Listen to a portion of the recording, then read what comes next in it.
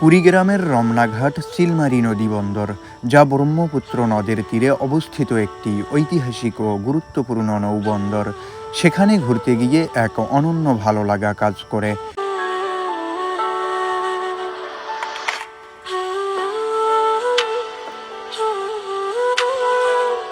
বড় ভাইদের সাথে সেখান থেকে নৌকায় চড়ে রাজীবপুর উপজেলার উদ্দেশ্যে যাত্রা শুরু করি।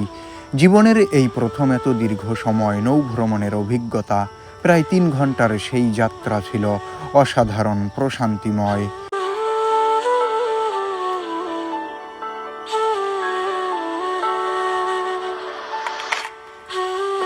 নদীর বুকে ভেসে চলার সময় চারপাশের চরের মনোমুগ্ধকর দৃশ্য, দূরের ঘোড়ার গাড়ির ছুটে চলা, সব মিলিয়ে যেন প্রকৃতির এক জীবন্ত চিত্রপট চোখের সামনে ভেসে উঠছিল।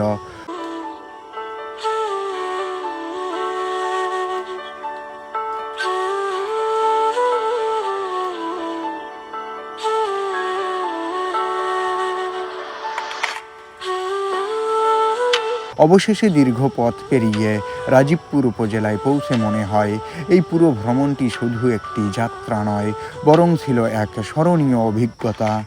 প্রশান্তি, সৌন্দর্য আর আনন্দে ভরা এক দারুণ সময়।